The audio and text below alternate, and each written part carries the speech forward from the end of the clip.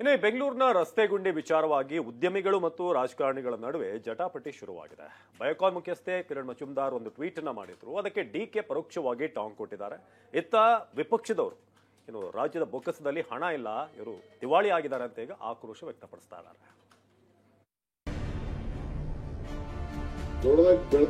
ಕೆಲವರು ಟೀಕೆ ಮಾಡ್ತಾ ಇದ್ದಾರೆ, ಟ್ವೀಟ್ ಮಾಡ್ತಾ ಇದ್ದಾರೆ. ಟೀಕೆ ಮಾತು ಸತ್ಯವಲ್ಲ. ಹಿಂದಿನ ಬಿಜೆಪಿ ಮತ್ತು ಜೆಡಿಎಸ್ ಸರ್ಕಾರಗಳಲ್ಲೂ ಟೀಕಿಸಿದ್ದೇವೆ. ಅವರ ಹೇಳಿಕೆ ಏನು ಸಂದೇಶ ಕೊಡುತ್ತೆ? ಸೊಲ್ಯೂಷನ್ ಕೊಡಿ, we will take it, we will adapt it. ಇಷ್ಟವತ್ವನ ಯಾವತ್ತೂ ಇಲ್ಲ. ಸರ್ಕಾರಕ್ಕೆ ಎಚ್ಚರಿಕೆ ಕೊಟ್ರೆ ಲಘುವಾಗಿ ಜವಾಬ್ದಾರಿ ಸ್ಥಾನದಲ್ಲಿ ಇರ್ತಕ್ಕಂಥವ್ರು ಉತ್ತರ ಕೊಡ್ತಾರೆ. ಬೆಂಗಳೂರಿಗೆ ರಸ್ತೆ ಗುಂಡಿಗಳು ಕಪ್ಪು ಚುಕ್ಕೆಗಳಿದ್ದಂತೆ ಇದೇ ವಿಚಾರವಾಗಿ ಸದ್ಯ ರಾಜಧಾನಿಯಲ್ಲಿ ಉದ್ಯಮಿಗಳು ವರ್ಸಸ್ ಸರ್ಕಾರ ಎಂಬ ಪರಿಸ್ಥಿತಿ ನಿರ್ಮಾಣವಾಗಿದೆ. ಇತ್ತೀಚೆಗೆ ರಸ್ತೆ ಗುಂಡಿಗಳ ಬಗ್ಗೆ ಬಯೋಕಾನ್ ಮುಖ್ಯಸ್ಥೆ ಕಿರಣ್ ಮಜುಮ್ದಾರ್ ಟ್ವೀಟ್ ಮಾಡಿದ್ರು. ಇದಕ್ಕೆ ಪ್ರತಿಕ್ರಿಯಿಸಿದ್ದ ಡಿಕೆ ಬೆಂಗಳೂರನ್ನ ಕುಗ್ಗಿಸಬೇಡಿ ಎಂದಿದ್ರು. ಈ ಚರ್ಚೆ ಮಾಸುವ ಮುನ್ನವೇ ಮತ್ತೆ ಶೀತಲ ಸಮರ ಶುರುವಾದಂತೆ ಕಾಣ್ತಿದೆ. ವಿಷಯ ಏನಂದ್ರೆ ಬೆಂಗಳೂರಿನ ರಸ್ತೆಗಳನ್ನ ಸರಿಪಡಿಸೋಕೆ ಕಿರಣ್ ಮಜುಮ್ದಾರ್ ಖುದ್ದು ಮುಂದೆ ಬಂದಿದ್ದಾರೆ ಎಂಬ ಸುದ್ದಿ ಹರಿದಾಡ್ತಿದೆ. ಈ ಬಗ್ಗೆ ಇಂದು ಪ್ರತಿಕ್ರಿಯೆ ನೀಡಿರೋ ಡಿಸಿಎಂ ಡಿಕೆ, ಇಲ್ಲಿ ಉದ್ಯೋಗ ಪ್ರಾರಂಭ ಮಾಡಿದವರು ಈಗ ದೊಡ್ಡವರು ಆಗಿದ್ದಾರೆ. ನಾವು ಮೊದಲು ಹೇಗಿದ್ವಿ ಅನ್ನೋದನ್ನ ಮರೆತು ಮಾತನಾಡ್ತಿದ್ದಾರೆ. ಡೆಲ್ಲಿ, ಮುಂಬೈ ಎಲ್ಲಾದ್ರೂ ಹೋಗಿ ಸಮಸ್ಯೆ ತೋರಿಸ್ತೀವಿ ಅಂತ ಸವಾಲು ಹಾಕಿದ್ದಾರೆ. ಬೆಳೆದ ಕೆಲವರು ನಾವು ಯಾವ ಸ್ಟೇಜ್ ಅಲ್ಲಿ ಇದ್ದೀವಿ, ಈಗ ಯಾವ ಸ್ಟೇಜ್ ಅಲ್ಲಿ ಆಗಿದ್ದೀವಿ ಅನ್ನೋದು ಮರ್ಬಿಟ್ಟಿದ್ದಾರೆ. ನಾನು ಅದು ಕೇಳದೆ ಇವು ಬರ್ಗಿರ್ತಿ ರೂಟ್, ಇವು ನಾನ್ ಗಿರ್ತಿ ರೂಟ್ ಅಂತ ಡಾಕ್ಟರೆಲ್ಲ ಮತ್ತೆ ಟೀಕೆ ಮಾಡ್ತಾ ಇದ್ದಾರೆ, ಟ್ವೀಟ್ ಮಾಡ್ತಾ ಇದ್ದಾರೆ. ಇವೆಲ್ಲಿ ಡೆಲ್ಲಿ ಕರ್ಕೊಂಡೋಗಿ, ಮುಂಬೈ ಕರ್ಕೊಂಡೋಗಿ, ಎಲ್ಲಿ ಬೇಕಾದ್ರೆ ಕರ್ಕೊಂಡೋಗಿ ನಾನು ತೋರಿಸ್ತೀನಿ. ಒಂದೊಂದು ರೋಡ್ ಅಲ್ಲಿ ಏನೇನಿರುತ್ತೆ, ಮಳೆ ಬರ್ತಾ ಇರ್ಬೇಕಾದ್ರೆ ಏನು ಅಂತ. ಬಟ್ ಅದನ್ನು ನಾವು ಮಾಡ್ತಾ ಇದೀವಿ. ಇಷ್ಟೇ ಅಲ್ಲ, ಡಿಕೆ ಇವರೆಲ್ಲ ಬಿಜೆಪಿ ಅವಧಿಯಲ್ಲಿ ಯಾಕೆ ಮಾತನಾಡಲಿಲ್ಲ ಅಂತ ಪ್ರಶ್ನೆ ಎತ್ತಿದ್ರು. ಈ ಮಾತಿಗೆ ಕಿರಣ್ ಮಜುಮ್ದಾರ್ ತಿರುಗೇಟು ಕೊಟ್ಟಿದ್ದಾರೆ. ನಾವೇನು ಈಗ ಟೀಕಿಸುತ್ತಿಲ್ಲ, ಹಿಂದಿನ ಬಿಜೆಪಿ ಮತ್ತು ಜೆಡಿಎಸ್ ಸರ್ಕಾರಗಳ ಅವಧಿಯಲ್ಲೂ ಟೀಕೆ ಮಾಡಿದ್ವಿ. ನಮ್ಮ ಅಜೆಂಡಾ ಸ್ಪಷ್ಟವಾಗಿದೆ ಎಂದಿದ್ದಾರೆ. ಡಿಕೆ ಮಾತು ಸತ್ಯವಲ್ಲ. ಮೋಹನ್ ದಾಸ್ ಪೈ ಮತ್ತು ನಾನು ಇಬ್ಬರು ನಮ್ಮ ನಗರದಲ್ಲಿನ ಮೂಲಸೌಕರ್ಯಗಳು ಹದಗೆಡುತ್ತಿರೋದನ್ನ ಹಿಂದಿನ ಬಿಜೆಪಿ ಮತ್ತು ಜೆಡಿಎಸ್ ಸರ್ಕಾರಗಳಲ್ಲೂ ಟೀಕಿಸಿದ್ದೇವೆ. ನಮ್ಮ ಅಜೆಂಡಾ ಸ್ಪಷ್ಟವಾಗಿದೆ.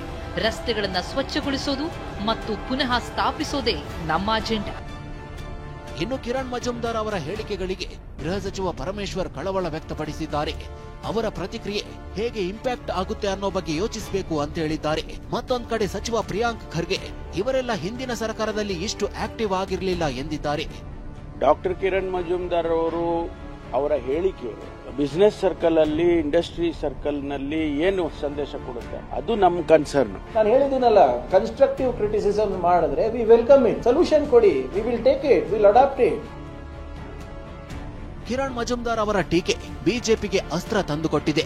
ವಿಪಕ್ಷ ನಾಯಕ ಆರ್ ಅಶೋಕ್ 60 ವರ್ಷಗಳ ಇತಿಹಾಸದಲ್ಲಿ ಬೆಂಗಳೂರು ಇಷ್ಟು ಅಧ್ವಾನ ಆಗಿರಲಿಲ್ಲ ಎಂಬ ಮಾತನ್ನಾಡಿದ್ದಾರೆ.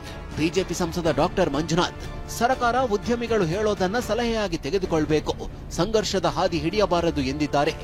ಇಷ್ಟವತ್ವನ ಇಡೀ ಕರ್ನಾಟಕದ ಹಿಸ್ಟ್ರಿಯಲ್ಲಿ ಇಷ್ಟು ಹಾಳಾಗಿರುವಂತದ್ದು ಯಾವತ್ತೂ ಇಲ್ಲ. ಕಳೆದ 60 ವರ್ಷದಲ್ಲಿ ಬೆಂಗಳೂರಲ್ಲಿ ಇಷ್ಟು ರಸ್ತೆ ಗುಂಡಿಗಳು, ಅವಾಂತರ ಕಸದ ರಾಶಿ ರಾಶಿ ಬಿದ್ದಿರುವಂತದ್ದು ಇತಿಹಾಸದಲ್ಲಿ ಯಾವತ್ತೂ ಇಲ್ಲ. ಹಿಂದೆ ಕೂಡ ಕಿರಣ್ ಮಜುಮ್ದಾರ್ ಅವರು ಆಗ್ಬೋದು, ಮೋಹನ್ ದಾಸ್ ಪೈ ಅವರಾಗ್ಬೋದು, ಇವನ್ ಹಿಂದಿನ ಸರ್ಕಾರ ಇದ್ದಾಗಲೂ ಇದೇ ರೀತಿ ಸರ್ಕಾರದ ಗಮನ ಸೆಳೆದಿದ್ದಾರೆ. ಸೊ ಇದನ್ನ ಈ ಸಂಘರ್ಷದ ಹಾದಿ ತಗೋಬಾರದು, ಇದನ್ನ ಸಕಾರಾತ್ಮಕವಾಗಿ ತೆಗೆದುಕೊಂಡು ಯಾವ ರೀತಿ ನಾವು ಎಲ್ಲರನ್ನು, ಈಗ ಕೆಲವು CSR ಆಕ್ಟಿವಿಟೀಸ್ ಕೂಡ ಇದೆ, ಎಲ್ಲರೂ ಒಟ್ಟಿಗೆ ತಗೊಂಡು ಹೋಗ್ಬೇಕು. ಇನ್ನು ಕೇಂದ್ರ ಸಚಿವ ಎಚ್.ಡಿ. ಕುಮಾರಸ್ವಾಮಿ ಕೂಡ ಸರ್ಕಾರ ಟೀಕೆ ಮಾಡ್ತಿರೋ ಬಗ್ಗೆ ಆಕ್ಷೇಪ ಎತ್ತಿದ್ದಾರೆ. ಲಘುವಾಗಿ ಉತ್ತರ ಕೊಡಬೇಡಿ ಅಂತ ಸಲಹೆ ಕೊಟ್ಟಿದ್ದಾರೆ. ಕಿರಣ್ ಮಜುಮ್ದಾರ್ ಅವರ ಹೇಳಿಕೆ ಏನಿದೆ, ಟ್ವೀಟ್ ಮಾಡಿರ್ತಕ್ಕಂಥ ಅದರ ಬಗ್ಗೆ ಟೀಕೆ ಮಾಡೋದಕ್ಕಿಂತ ಈ ಸರ್ಕಾರ ಅವರು ಯಾವ ಕಾಂಟೆಕ್ಸ್ಟ್ ನಲ್ಲಿ ಹೇಳಿದ್ದಾರೆ. ಹಲವಾರು ಪ್ರದೇಶಗಳಿಗೆ ಬೆಂಗಳೂರು ನಗರದಲ್ಲಿ ಪ್ರಯಾಣ ಮಾಡಬೇಕಾದ್ರೆ ಕೇವಲ 5-6 ಕಿಲೋಮೀಟರ್ನ 1.5 ಗಂಟೆ 2 ಗಂಟೆ ಸಮಯ ತೆಗೆದುತಕ್ಕಂಥ ಪರಿಸ್ಥಿತಿ ಇದೆ. ಇದ್ರ ಬಗ್ಗೆ ಟೀಕೆ ಮಾಡಿದ್ರೆ, ಇದರ ಬಗ್ಗೆ ಸರ್ಕಾರಕ್ಕೆ ಎಚ್ಚರಿಕೆ ಕೊಟ್ರೆ ಅದನ್ನ ಇವರು ಅತ್ಯಂತ ಲಘುವಾಗಿ ಜವಾಬ್ದಾರಿ ಸ್ಥಾನದಲ್ಲಿ ಇರ್ತಕ್ಕಂಥವ್ರು ಉತ್ತರ ಕೊಟ್ಟಿರುತ್ತೆ. ನಮ್ಮ ಅವಧಿಯಲ್ಲಿ ಹಾಗಿತ್ತು, ಈಗ ಹೀಗಾಗಿದೆ ಅಂತ ಆಡಳಿತ ಮತ್ತು ವಿಪಕ್ಷಗಳ ನಡುವೆ ಮಾತಿನ ಸಮರ ಜೋರಾಗಿದೆ. ಇದೆಲ್ಲದರ ನಡುವೆ ರಸ್ತೆ ಗುಂಡಿ ಹಾಗೂ ಕಸ ಸಮಸ್ಯೆಯಿಂದ ಯಾವಾಗ ಮುಕ್ತಿ ಸಿಗುತ್ತೆ ಅನ್ನೋದೇ $1 ಮಿಲಿಯನ್ ಪ್ರಶ್ನೆಯಾಗಿದೆ. ಶಾಂತಮೂರ್ತಿ ಜೊತೆ ಅನಿಲ್ ಕಲ್ಕೆರೆ, TV9 ಬೆಂಗಳೂರು.